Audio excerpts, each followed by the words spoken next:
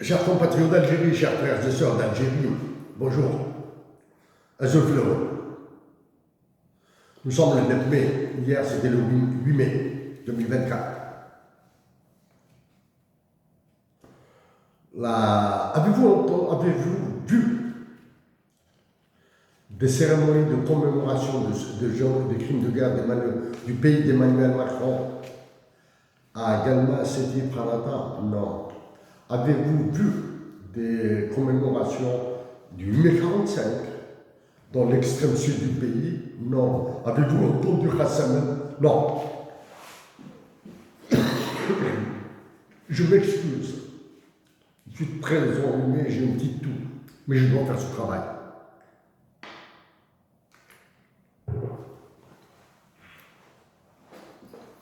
الناس اللي سمعتوا جواليسا موتا ديك بالسكين ولو تيوهين frère Kennedy Félix.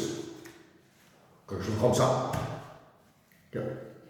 Donc, موتا بغات متني والسكين ولو تيوهين frère Kennedy Félix. Après ces mots, je vais coller le message que j'ai envoyé, que je viens de lire en anglais au président, directeur général de Teramine en Australie, celui qui s'occupe de Tel Aviv. C'est en anglais. Bon, les raisons, une autre fois, je pourrais les expliquer. Mais pour aujourd'hui, cette affaire de Teramine est très, très sérieuse. Donc, message aux magistrats, debout ou assis, et aux avocats.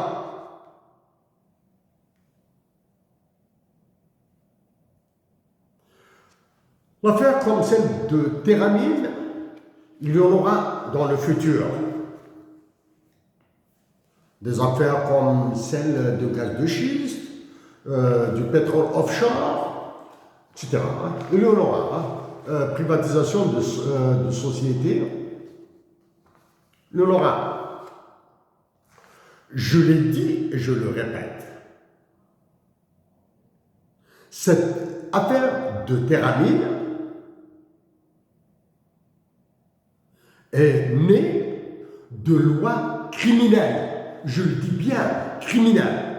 Loi sur l'investissement, je le répète, je l'ai déjà dit, loi criminelle sur l'investissement, sur des décrets comme celui qu'a signé Ayman Abdelrahman pour donner gratuitement les terres agricoles de la région de Ouadamezor à Teramine, et la loi sur le droit de propriété dont beaucoup de mots ont été dits, en particulier à Tizi Ouzou, sont des lois criminelles. Donc, aux procureurs et aux juges et aux avocats, toutes les personnes, tous les Algériens qui seront condamnés sur cette base de loi seront des jugements, des condamnations sur la base de lois criminelles. Donc, réfléchissez avant d'accuser, avant de juger, avant d'instruire et avant de juger. Réfléchir, rejeter ça, différer. Et puisqu'il n'y a pas de crime contre la personne, donc les accusés, que ce soit dans les mines, que ce soit dans le pétrole offshore, que ce soit dans les gaz de schiste, ils doivent être laissés en liberté. Chers compatriotes d'Algérie, de la magistrature,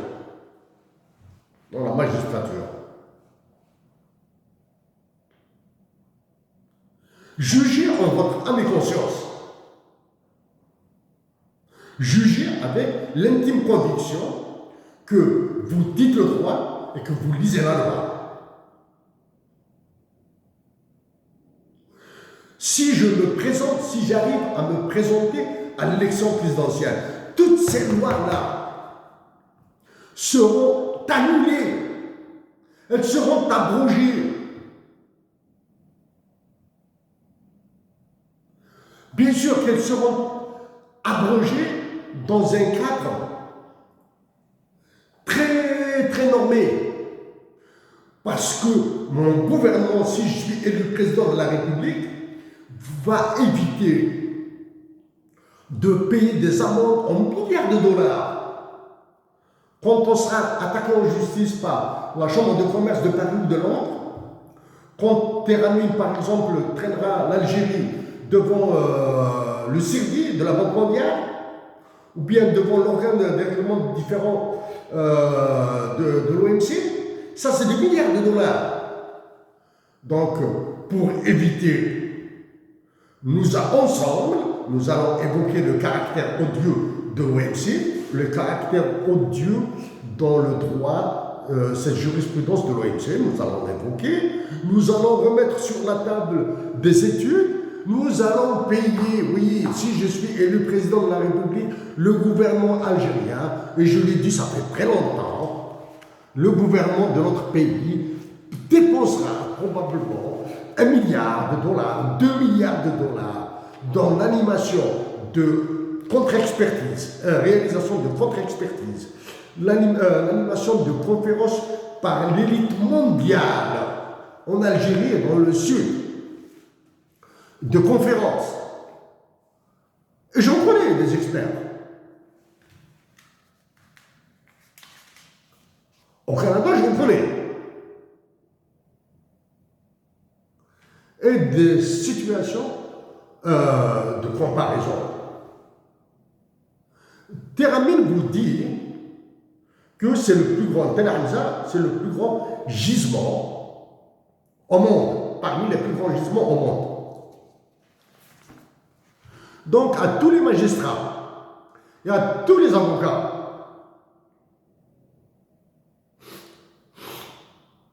trouvez les solutions idoines pour éviter d'envoyer d'autres innocents en prison. Si des affaires comme celle-ci, Teramine, aboutissent devant les tribunaux, vous ne pourrez absolument rien faire. C'est comme le cas de l'affaire Hassan Khadri.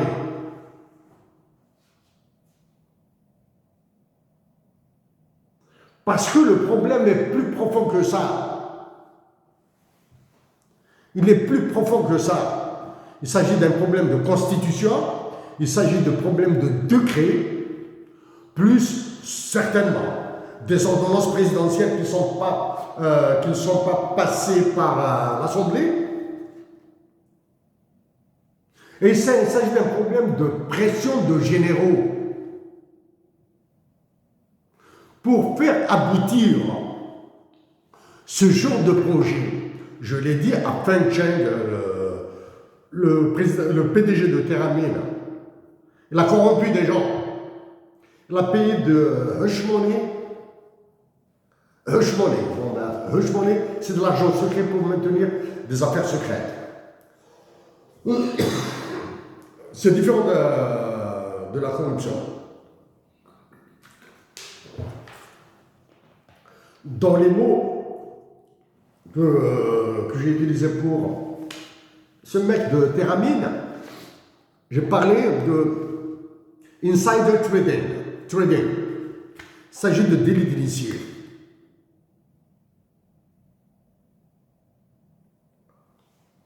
Il s'agit de délit d'initié. Donc, si je suis un fonctionnaire de l'État algérien, c'est-à-dire je suis directeur central ou général, ou quelque chose comme ça là,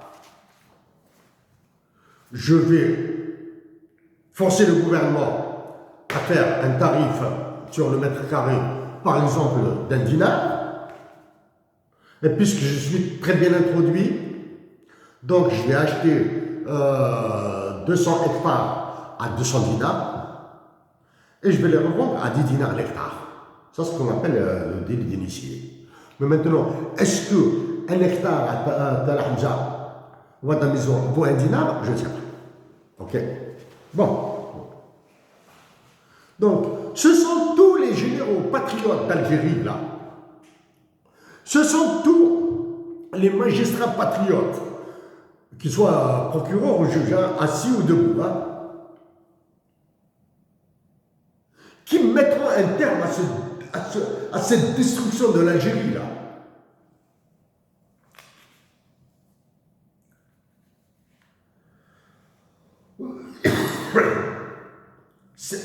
Toutes ces lois, j'ai dit que l'avant-dernière constitution, je l'ai qualifiée de bâtarde, parce que personne ne sait qui l'a rédigée. Cette dernière en cours qui a été rédigée par des Algériens, prétendument pas des Algériens, c'est faux là, ça c'est faux. Ça ce n'est pas moi qu'on va raconter ce genre de salade. Je l'ai dit qu'il est criminel, et à partir de cette constitution, des lois ordonnées par l'UFMI et la Banque mondiale ont été votées par des députés qui font que le gars leur doit. Au bout du compte, nous allons perdre la nature, nous allons perdre la population, et nous allons multiplier par 90 les injustices. À condamner en condamnant des innocents à aller en prison. Bon. Je refuse d'être un téléconseilleur. Il y a beaucoup de moyens pacifiques, toujours pacifiques. Donc je reviens maintenant à l'essentiel du message.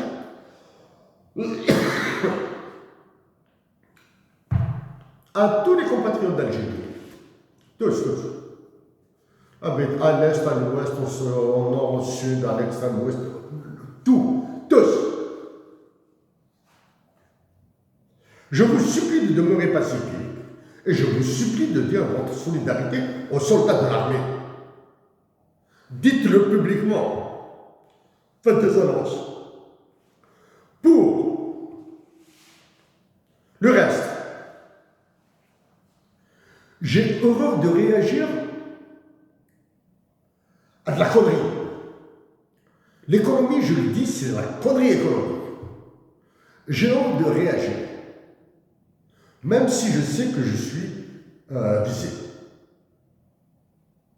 Mais il y a des conneries, il y a une limite à une connerie.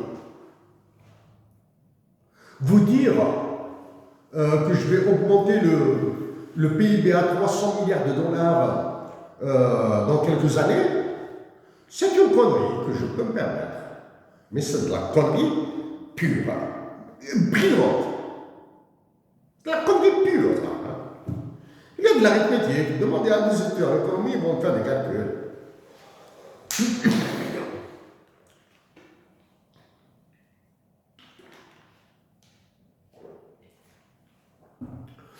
Augmenter les pensions de retraités, c'est la connerie. Mais cette connerie a une solution rapide.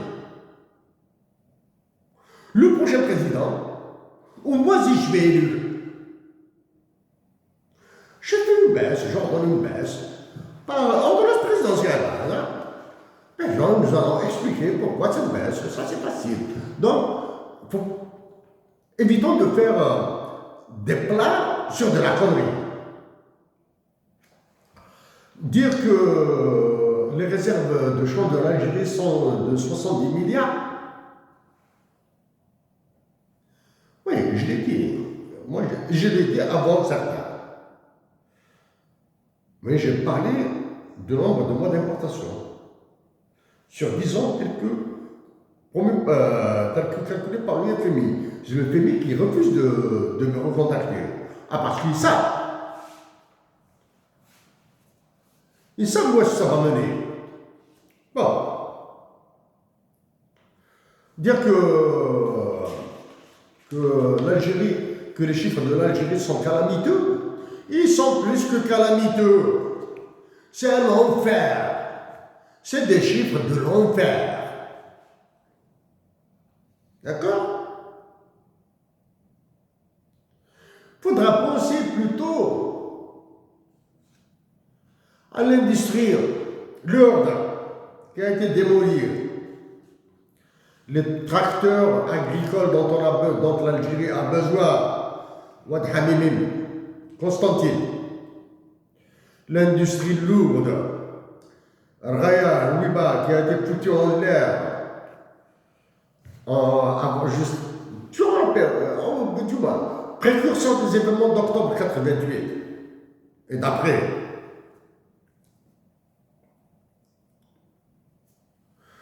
Celui qui occupe le Moradia, la conciergerie du roi Emmanuel Macron, ira en France, il ira à Paris, parce que Emmanuel Macron l'a convoqué. Emmanuel Macron l'a convoqué. Emmanuel Macron a besoin de lui, et il a besoin des généraux les plus terrifiants algériens pour qu'ils maintiennent la violence en Algérie, la pression en Algérie, la terreur qui règne en Algérie. Chers compatriotes, fait peur. La terreur qui produit du silence. Les années 90, il y avait la terreur des coups de feu, du Assas, des armes, terreur la nuit surtout, en dehors d'Alger. À Alger, il y avait des attentats. La liberté d'expression, on n'était plus libre dans les années 90. Bon. Celui qui est dans le Moradia, il ira à Paris. C'est pour cette raison qu'il évitera sa main, qu'il évite de s'exprimer sur le 8 mai 45, le 8 mai 2024. C'est pour cette raison qu'il refuse même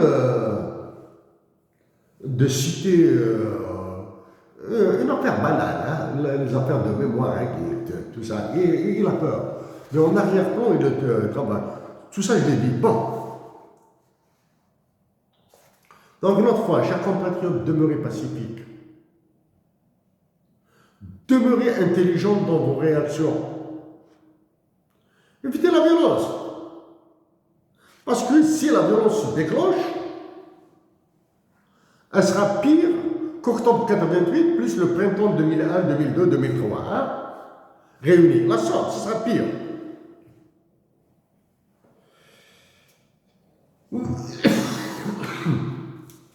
Maintenant, sur cette affaire de Ouadamizor, évitez de tomber dans le panneau de la singularisation. Évitez de tomber dans le panneau du particularisme régional. Si, à Béjaïa, si nous réussissons à bloquer le projet de Tel Hamza, ailleurs, ils éviteront d'y aller parce que nous donnerons un exemple de lutte, de lucidité, de comportement à nos autres compatriotes qui sont du côté de Chlef, qui sont même le pétrole offshore à Béjaïa, hein, qui sont dans le sud. Et puis, parce qu'au niveau du sud, nos compatriotes sont pas nombreux.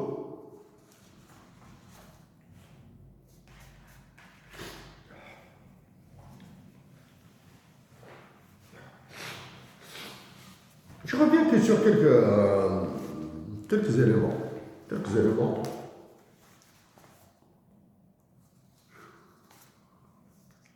La GSK va rester en première division. Donc arrêtez de manipuler la GSK, s'il vous plaît, à tous les sportifs qui aiment le football, hein, à tous les Algériens, tous les Algériens qui aiment le football, hein, parce que même s'ils sont pour l'histoire d'Alger ou de Mouloudia, d'Oran ou de Batman, je ne sais pas quoi là, ben, quand ils parlent, il y a le GSK au milieu. Je vous rassure, la GSK a été suffisamment bien manipulée pour qu'elle reste en première division.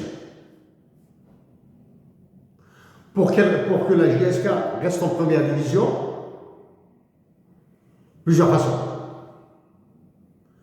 Il y a la compétence humaine, la qualité de ses joueurs, de son encadrement, etc. Ah ben, ils vont se donner à fond, puisqu'ils consomment des milliards, ils vont se donner à fond.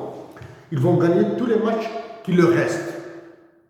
Et ils vont terminer le championnat dans la zone des non relégables. Hein. J'ignore combien de clubs il y a, j'ignore combien d'équipes sont en deuxième division ou bien en régional. Donc ils peuvent, en gagnant tous les matchs, en faisant des matchs nuls, etc., que bon ben, ça c'est bien. Ils vont rester en National 1, première division. Bon, ils vont rester au niveau là. Donc nous, la GSK est sortie de la zone d'inquiétude, d'un point de vue sportif. Hein.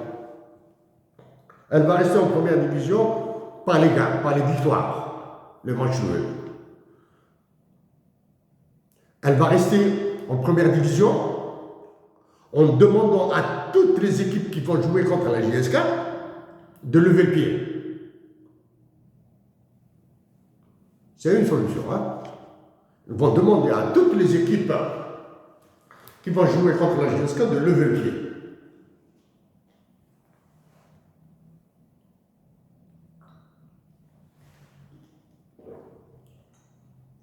Ou bien faire gagner la GSK sur des matchs forfaits avec 3 points, etc. L'autre solution maintenant.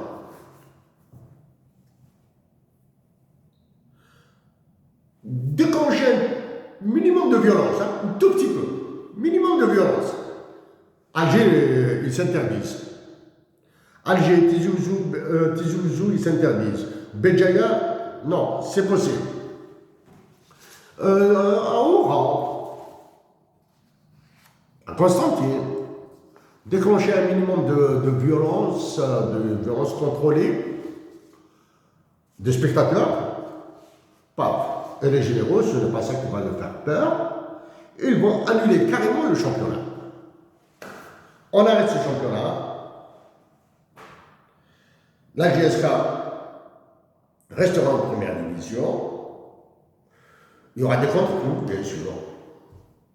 Les équipes qui ont espéré monter en première division nationale 1 vont rester là où elles sont. Les joueurs, les dirigeants qui ont pris des milliards, etc., ou bien des centaines de millions, etc., vont être satisfaits. Voilà. Ça, c'est le troisième cas de figure. Et il y a d'autres cas. Il y a d'autres cas.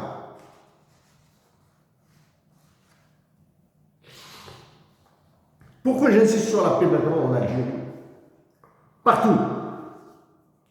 Parce que le niveau de terreur est tel qu'il impacte même les Algériens établis à l'étranger. Nous qui sommes en Amérique du Nord, sommes incapables d'organiser au moins des conférences publiques sur les gaz, sur l'exploitation de terres à mines, etc. Inviter des professeurs qui sont disponibles pour des conférences sur des sujets sur l'extractivisme, sur les droits de la nature, les droits de l'homme, etc. Les coûts, on appelle ça les coûts intertemporels. Parce que quand vous détruisez une nature comme celle de Ouaddamezour, on est en 2024, on va dire qu'en 2044, 2045, rien n'existera. Donc il faudra 2 millions d'années pour faire revivre la région. Il faudra peut-être un tremblement de terre qui va remettre tout ce qu'il faut là à la place, qui va déclencher un autre processus naturel. Si nous, au Canada et en Europe de l'Ouest, je parle de la France, de l'Espagne, de l'Angleterre, Belgique, Allemagne, il y a des Algériens là-bas, Italie, des universitaires, etc., qui peuvent organiser des conférences. Un cas impossible. La terreur a débarqué en Amérique du Nord. Hein. Qu'en est-il de la terreur locale? Si quelqu'un ouvre sa bouche, ils vont le prendre la nuit, là. Ils vont le torturer, là. Ils vont le tuer, là. Hey! Il m'est impossible d'accepter d'avoir un milliardième, un millionième de responsabilité dans la détresse, pas de la personne directement qui sera touchée, de ses parents, de ses frères et sœurs, de son épouse, de ses enfants peut-être.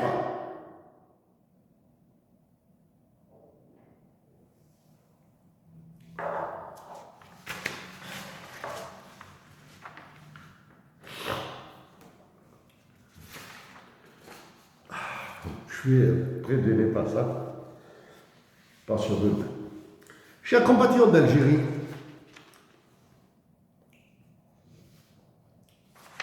dans cette affaire de Ouadamezou, qui prélude à d'autres désastres,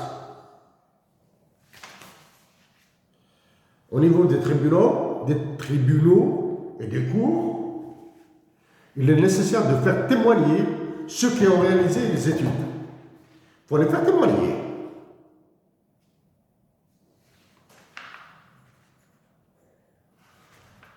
Il faudra faire témoigner des universitaires. Il est nécessaire. Ceux qui ont participé à ces études. Donc, très bien. Un point très particulier sur l'acte de propriété. Avant de parler de l'intelligence, de reparler de l'intelligence artificielle.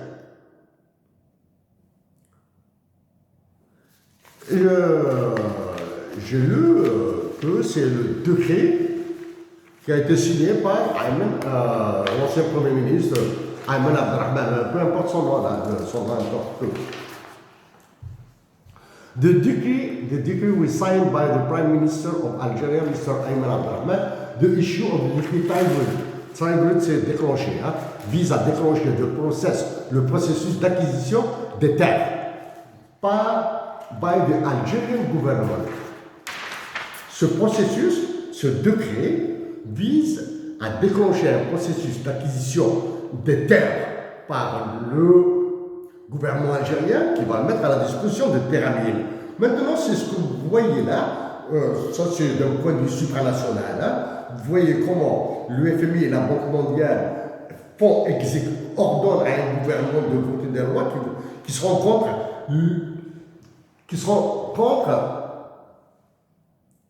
le caractère public de l'État. Ok, d'accord. Mais maintenant, en ordonnant, c'est ce qu'on appelle, il y a d'abord un aléa moral, sélection adverse ici.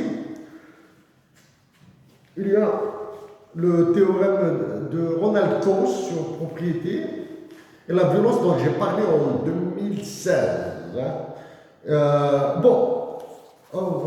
Très important. Je mettrai le lien vers ce texte accessible, public, et en bas, il y a des sources d'informations, parce que je ne peux pas prendre tout là. J'ai parlé de ça en 2015, de la violence en 2015. C'est l'histoire de 2015. Donc, le décret, qu'est-ce qui se fait?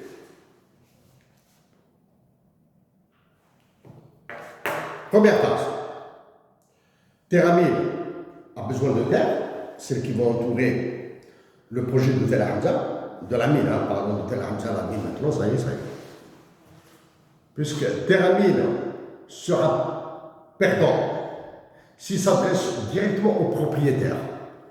Les propriétaires terriens, ceux qui habitent là-bas, veulent lui dire: tu me vends ton lot de terre, ta terre, tu me vends ta maison, tu me vends ton tracteur, tu me vends tout ce que tu veux là. Alors, le propriétaire étant libre de fixer le prix qu'il veut,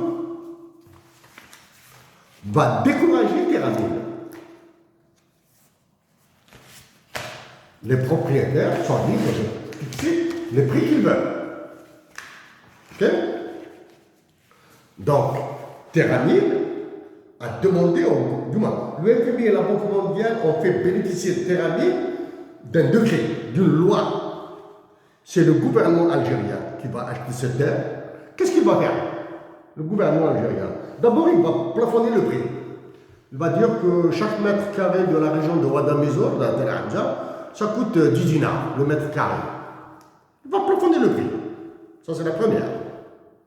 En plafonnant le prix, il va pénaliser ceux qui ont de la bonne terre comparé à ceux qui n'ont pas de la terre du tout, qui ont juste des maisons. Ils vont pénaliser le prix des forêts.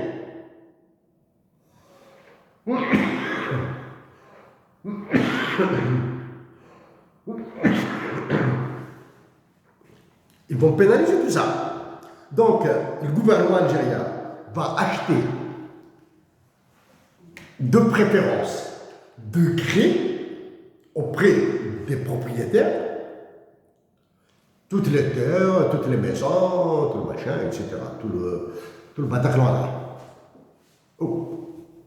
Ensuite, ils seront, si des propriétaires refusent, ils sont menacés par des téléphones, coups de fil, par des incendies,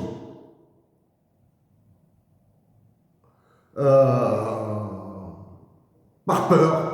Un propriétaire, c'est une veuve, va accepter de vendre parce qu'elle a peur. Parce qu'il y aura des gars probablement des anonymes de notre région, etc. Ou bien des policiers, des agents de la sécurité militaire, etc. Bon, ben, BA. Comme ça. Bon.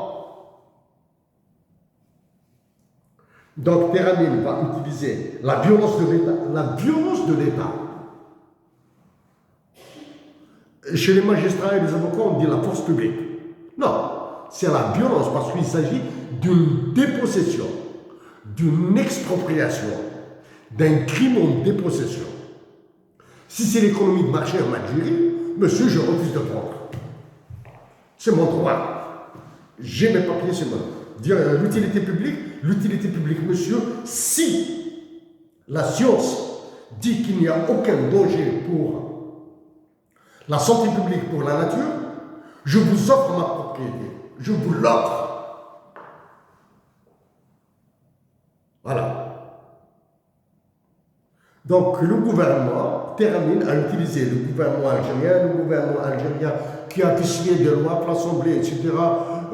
Certaines personnes ont tenté de me répondre, etc. Allez-y maintenant. Donc c'est la violence de l'État qui sera utilisée. Hein. Ça, de la violence de l'État pour la dépossession, pour qu'on appelle ça l'expropriation légale. Elle n'est pas légale, monsieur. Il n'y a pas le consentement éclairé. Ok. Je préfère. Je dois dire un mot. Il y a assez quelques mois,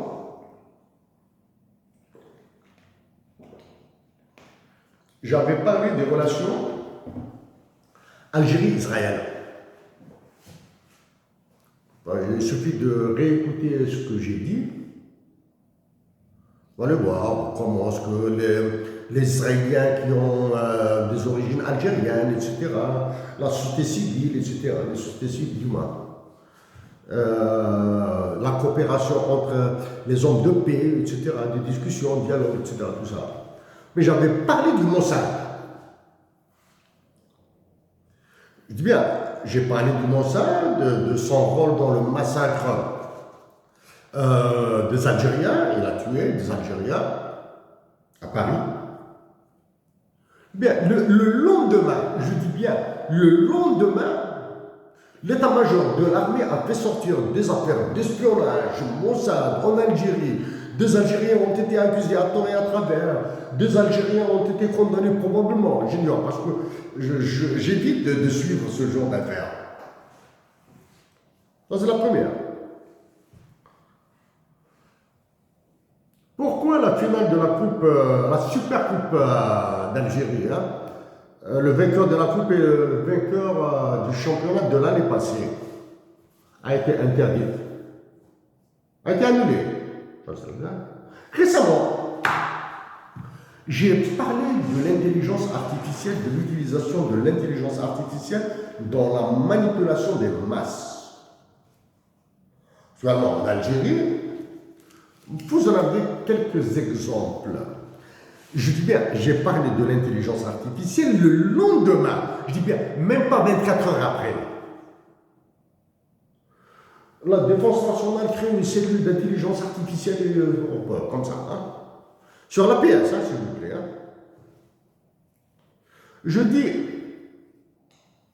que pour créer de l'intelligence artificielle, il faut avoir une intelligence naturelle.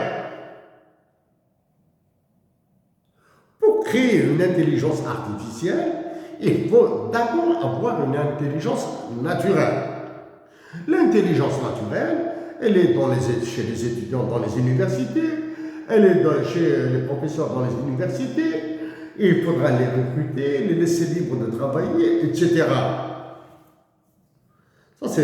Ça, c'est de l'intelligence artificielle. Hein. Il faut avoir. Mais maintenant, quand nous avons suffisamment d'intelligence naturelle qui pourra créer une intelligence artificielle, cette intelligence artificielle pourra se retourner contre ceux qui l'ont créée. Ça, c'est d'accord. Écoutez, je vous conseille, je vous recommande, il parle en français parce qu'il parle en français. Moi, parle en anglais ou français. C'est un professeur que je connais de vue comme ça. Il s'appelle Benjio. Yoshua Benjio. C'est l'un des pontes de l'intelligence artificielle. Il est professeur à l'Université de Montréal. Hein. C'est l'une des références mondiales. Hein. Benjio. Yoshua Benjio. Il faut l'écouter, il parle en français, etc. Maintenant, l'intelligence artificielle, on peut l'utiliser dans des objectifs comme l'OTAN, hein, comme Cambridge Analytica, etc., comme c'est fait aux États-Unis, comme c'est fait en Russie, pour gagner des élections, etc., etc. Mais on peut l'utiliser aussi en science, hein, la science. Hein. L'ALMA. Ramasser toutes les données chiffrées disponibles en Algérie sur la composition géologique de son Algérie, sur les caractéristiques minérales, voilà, sur les cours d'eau qu'il y a dans le sol algérien, sur les régions très sismiques et non sismiques, etc. Ramasser tout ça, et laisser donner la liberté aux universitaires de travailler et donner la liberté aux sociologues, écrivains, artistes, etc. de parler. Comme ça, ils vont fournir des indications, des indicateurs à ceux qui travaillent sur l'intelligence artificielle, qui sont eux-mêmes, qui sont déjà dotés d'une intelligence naturelle. D'accord? C'est pas un crétin, c'est pas un idiot qui va te faire de l'intelligence artificielle. Bon.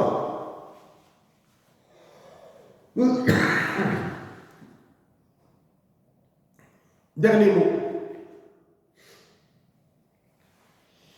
Wanda Maison, quand Mohamed Sini Sapir, son âme, a été assassiné à Tizi Ouzou, les premières violences se sont déclenchées à Wanda Maison. Le lendemain, après l'assassinat de Mohamed Sini Sapir, la violence a commencé à Wada Maison. Ensuite, Akbou, c'est devenu un enfer. Ensuite, Laksa, ensuite Azmak, etc. Ensuite, Tizi, etc. Il faut éviter ça. De la violence qu'il y en aura. Mais il faut l'éviter.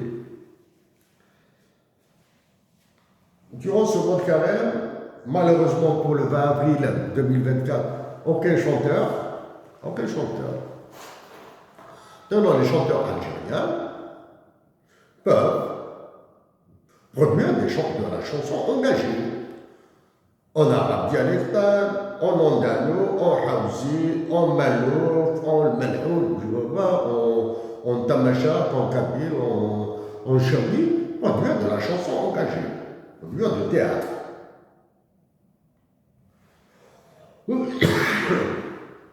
produire du théâtre, ça c'est là au profit de la nature.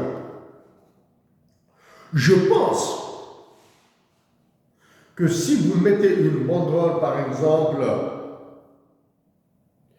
Theramine est une société criminelle, une banderole est une société criminelle, ou bien Feng Cheng est un terroriste de la nature, etc. Je pense que ça ne dérangera pas.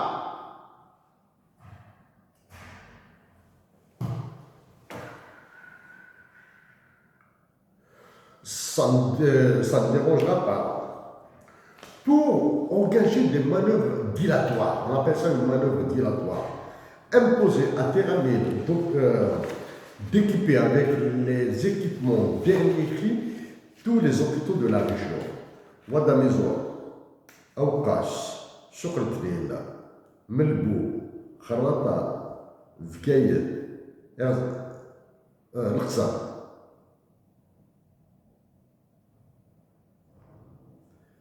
Comme ça, ils pourront analyser l'évolution de l'état de santé de tous les compatriotes. Bon, à titre personnel maintenant, moi je pense que s'il y a des projets à Adjina, du côté de Maastricht, je sais qu'il y a des projets là-bas, des projets industriels. J'espère que mes compatriotes d'Adjina arrivent, Maastricht, réfléchiront à 2 fois avant d'aller vers la violence. Non, la paix, Thééré, stoppez pas. Un truc. Sinon, j'ai envie de dire que الولاش حسين محمد بودياف عبد المهدي مثلا نرحمر بالنجا من الرحمة. Il faudra penser à faire peut-être le 1 milliardième de ce qu'ils ont offert à l'Algérie. À titre personnel, au-delà des drames que vit l'Algérie, au-delà des drames, je pense à toute cette nature qui sera détruite. La nature a une valeur sociale, économique extraordinairement élevée. C'est ce qu'on appelle la valeur d'existence. Les cas de Theramine ont fait ce qu'on appelle l'extraction de la valeur. Ils vont vous bassiner avec création de la richesse. Non, il ne s'agit point de création de richesse, il s'agit d'une extraction de valeur au détriment de l'Algérie, à leur profit. Chers compatriotes d'Algérie, je suis vraiment désolé, c'est le rhume, la grippe, etc. Mais je tenais à faire ce travail maintenant, pour anticiper. Merci à vous tous. Bye bye.